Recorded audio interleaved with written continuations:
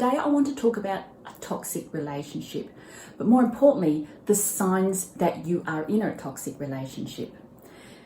Now, toxic relationships quite often don't start that way.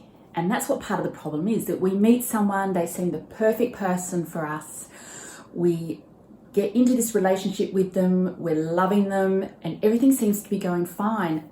Then things start to change. And this is when relationships can become toxic. Now, not all relationships become toxic. And if you're able to talk to your partner, go see a counsellor, work on things, it's not going to be toxic and stay toxic. Now, some of the signs that you need to look out for are that it just feels bad all the time. Like your relationship feels bad all the time. Because when you're in a toxic relationship, it affects your self-esteem. It can really affect your happiness, and it affects the way that you see yourself and the way that you view the world. So it's when you're going to bed and you just feel blah about everything. And then it's when you wake up in the morning and you're still feeling blah about everything. And more importantly, that you can't seem to see how things can get better. You might hope that they get better, but you can't see how it can possibly happen. Another thing to look out for is there's always a gotcha kind of moment where questions become traps. Okay, so, you might turn around and go, oh, look, the girls are going out for dinner and, they want me to come along. And your partner replies, oh, but, wouldn't you rather stay home with me? It's a controlling thing. They make you feel guilty for the decisions that you're making if it doesn't involve them, or if it doesn't, the whole thing of your life doesn't involve them. Another thing that you need to watch out for is when you start to avoid saying what you really, really need to say, because it's going to lead into an argument, or they're going to misconstrue what you say, turn things around so that you're the bad person, gaslight you is another way of saying that. When you feel like you can't actually speak your truth and how you're feeling, that can be the sign that you're in a toxic relationship. Another thing is there doesn't seem to be any effort on their part.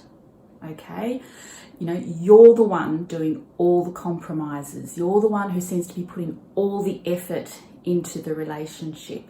They just seem to be cruising along. They're not recognizing that they're not contributing to the relationship. And a relationship, I really believe a relationship is not 50-50. A relationship is 100-100.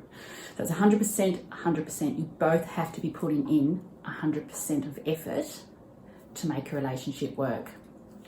Another sign is that nothing gets resolved. Things just get swept under the rug. You might try and discuss something with your partner, and again, there's that whole they shut you down. It evolves into an argument. It all becomes your fault, but nothing actually gets resolved. It's all still there.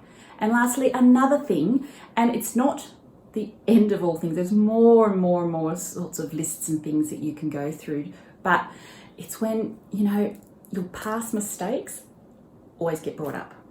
Now, we all make mistakes, okay? I'm a firm believer that first time you do it, it's a mistake. The second time, it's a choice.